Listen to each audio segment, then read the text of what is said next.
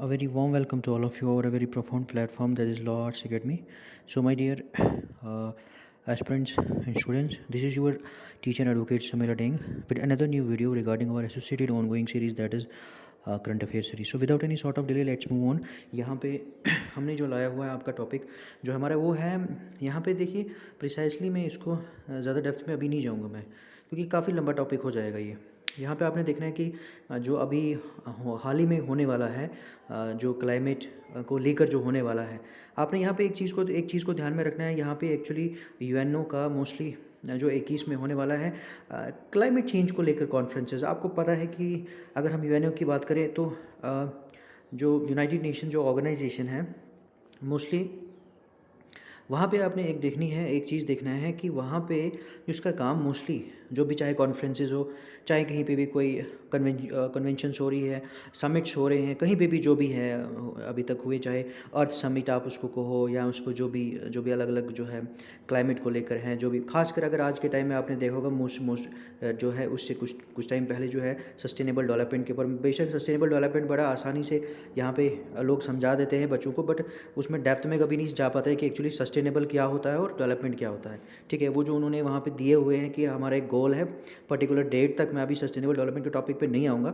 तो वहाँ पे जब आपको कंसेप्ट सस्टेनेबल का पता ही नहीं है एक्चुअली में और डेवलपमेंट का पता नहीं है, तो आप उसको कंबाइन करके सस्टेनेबल डेवलपमेंट को कैसे डिफाइन करेंगे. तो वो थोड़ा बच्चों को वो रूट मेमोराइज करवाया जा रहा है, तो बस वो ही सिस्टम चल रहा है. तो वो थोड़ा सा आपने उस चीज़ में ध्यान रखना है कि you don't have to memorise all those sustainable development goals जो भी है, you have to comprehend and understand all those. आपने उनको क्या करना है, अंडरस्टैंड करना है कि एक्चुअली सस्टेनेबल क्या है, what is the very concept of sustainable. देखिए मोस्टली आपको इस कंसेप्ट का पहले पता होने से पहले आपको ज्योग्राफी का पता होना चाहिए. ज्योग्राफी में जब आपको रिसोर्सेज का पता होगा, रिसोर्सेज के बाद आपको पता ये होगा कि एक्सप्लॉयटेशन और कंजप्शन में क्या फ़र्क होता है. उसके बाद रिसोर्सेज के ऊपर हम एक्सप्लॉयटेशन का वर्ड इस्तेमाल करते हैं कि यूज़ का वर्ड इस्तेमाल करते हैं कि कंजप्शन का इस्तेमाल करते हैं. फिर जाके आपको पता चलेगा कि एक्चुअली सस्टेनेबल क्या होता है, सस्टेनेबल क्या होता है, कंजर्वेशन क्या होता है, कैसे कंजर्वेशन क्या होता है और सस्टेनेबल क्या होता है, सस्टेनेबल डेवलपमेंट क्या होता है. फिर जाके आपको उस गोल्स के बारे में समझ आएगा. तो इसलिए यहाँ पे ध्यान में रखना है, बच्चों को ही अंडरस्टैंड करना है खुद ही, बाकी कुछ नहीं होता है कि आपको किसी भी टॉपिक को जाना है उसको रूट मेमोराइज करने से अच्छा है आप उसको डेप्थ में जाए. तो अभी मैं उस टॉपिक पे नहीं आऊँगा. तो यहाँ पे यही है कि जो भी यूएनओ के मोस्टली गोल्स रहे हैं यहाँ पे इन्होंने स्टार्ट किया हुआ है, ये एक्चुअली आपने ध्यान में रखना है कि यहाँ पे जो मैं यहाँ पे पढ़ाने जा रहा हूँ मोस्टली यहाँ पे क्या है कि इसमें जो सारा का सारा जो रहेगा, ये आपने डेट एग्जैक्ट याद रखनी है. इस डेट को ये जो है होगा, इसमें आप चेयरमैनशिप को, प्रेसिडेंसी को हो, जो है यूके इसको करेगा. अब इसमें क्या है मोस्टली, इसमें क्या इंक्लूड होगा, इसमें देखिए सबसे पहले मोस्टली क्या है कि अगर मैं बात करूँ यहाँ पे जो COP जो मोस्टली जो है कॉन्फ्रेंस ऑफ पार्टीज़, ठीक है, इसमें क्या है टू इनकॉर्पोरेट और टू इनकम्पासेस मीन्स इंक्लूड 26 जो है कॉन्फ्रेंस है. सो मोस्टली कॉन्फ्रेंसेस इनका काम क्या होता है कि ये आपने इसमें ध्यान में रखना है थोड़ा सा. यूनाइटेड नेशन फ्रेमवर्क कन्वेंशन जो क्लाइमेट चेंज को लेकर है, ठीक है. अब वो एक्चुअली क्या है ये वाला मोस्टली आपने ध्यान में रखना है. इसमें वो क्या है कि वो क्या है, एक इंटरनेशनल इन्वायरमेंटल ट्रिटी है, ठीक है. तो उसमें उसी से रिलेटेड ये लिंक है, उसी से एसोसिएटेड है ये. अब यहाँ पे आपने एक चीज़ को ध्यान रखना है कि मोस्टली इस चीज़ को ध्यान में रखना है कि dangerous human interference with the climate system. देखिए मैंने वही कहा कि आज के टाइम में क्या हो रहा है कि करंट अफेयर्स को लेकर कोई टॉपिक आ रहा है, बस उठाया जा रहा है और समझाया जा रहा है, ठीक है. आपके पास उसका बेस कितना है, आप उसके बारे में कितना जानते हैं, वो मैटर नहीं करता है, बट मैटर करना चाहिए. आपको जब तक ज्योग्राफी के बारे में पता ही नहीं होगा, जियो के बारे में आपको पूरा पता ही नहीं होगा, आप तो ये क्लाइमेट वाला टॉपिक पढ़ा ही नहीं सकते, ठीक है. देखिए यहाँ पे एक चीज़ समझनी है कि आपने एक चीज़ देखी होगी, आपने यहाँ पे एक चीज़ देखी होगी कि मोस्टली हम जब भी ज्योग्राफी पढ़ते हैं उसमें जो है एक चीज़ आती है कि एक आया ह्यूमन बीइंग आया, ठीक है, और ह्यूमन बीइंग वर्सेस जो है वो आया ये नेचर, ठीक है. तो नेचर और ह्यूमन बीइंग की जब हम बात करते हैं कि ह्यूमन बीइंग उसको एक्सप्लॉइट कर रहा है, ठीक है.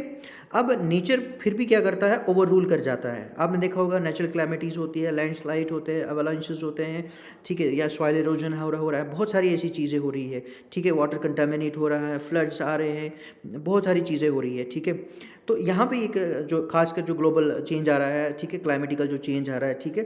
सो यहाँ पे जो है कि जब ये ओवर रूल करता है तो उसी को यहाँ पे इन्होंने यहाँ पे डिफाइन किया हुआ है कि किस तरह से ह्यूमन क्या कर रहा है, ह्यूमन इंटरफेयर कर रहा है किसके साथ, नेचर के साथ, और जिसकी वजह से जो क्लाइमेट सिस्टम है, देखिए जो जियो का मैं टॉपिक स्टार्ट करूँगा ना उसमें मैं श्योरली आपको डिटेल में हम समझाएंगे। अभी आपने थोड़ा सा ध्यान में रखना है यहाँ पे कि जो क्लाइमेट सिस्टम है ना, क्लाइमेट सिस्टम के साथ जो है तब चेंज कैसे आता है। देखिए आपने देखा होगा आज के टाइम में मोस्टली जो है ग्लोबल इश्यूज जो चल रहे हैं, खासकर ग्लोबल वार्मिंग की अगर हम बात करें, ठीक है, बड़ा बर्निंग टॉपिक है, ठीक है। अब मोस्टली ये जो एक चेंज आया ना, एक क्लाइमेटिकल चेंज इसी को कहेंगे हम, जहाँ कभी बारिशें नहीं होती थी वहाँ पे आज प्रेसिपिटेशन पीक पे है, ठीक है।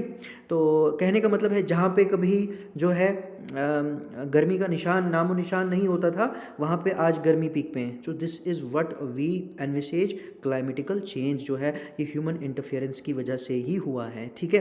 एक होता है, आपने पढ़ा होगा, एक होता है पॉपुलेशन ग्रोथ, दूसरा होता है population explosion. There is a difference between population growth and population explosion. जब आपको ये समझ आ जाएगा ना, फिर आपको जो है सारा ये जो कन्वेंशंस हो अभी तक हुई है, जो होने जा रही है, या जो हो चुकी है या हो रही है, ठीक है, जो भी है आपको फिर पूरा पता चलेगा एक्चुअली क्या है। तो ये अब मैं यहाँ पे इसमें नहीं जाऊँगा कि इसमें ज़्यादा डेप्थ में, क्योंकि बहुत लंबा टॉपिक है। बस मुझे आपको ये समझाना है कि ये जो टॉपिक है ना, ठीक है, 2021 वाला, जो इसका जो डेट मैंने यहाँ पे आपको बताया, ठीक है, इसको आपने ध्यान में रखना है। इससे रिलेटेड अगर आप खुद पढ़ सकते हैं तो बहुत अच्छा है, बहुत अच्छी बात है।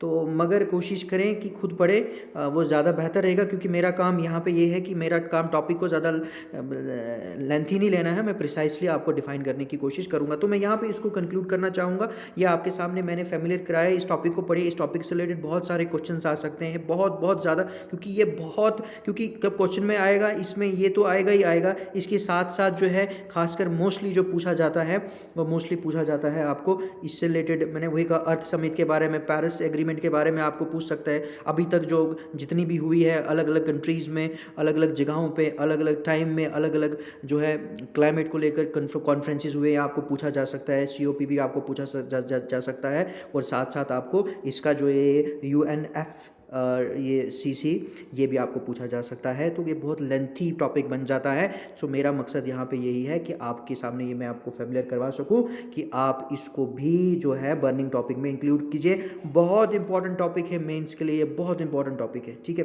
सो यहाँ पे मैं कंक्लूड करता हूँ अपनी वीडियो को। सो होप कि आने वाले टाइम में मैं स्टार्ट करूँगा जियो के भी टॉपिक, क्लाइमेट का तो बर्निंग टॉपिक है, उसी में हम इन्वायरमेंटल साइंस को भी स्टार्ट कर देंगे। तो आहिस्ता आहिस्ता स्लोली ही होगा आपकी सपोर्ट से। So see you soon, bless you all.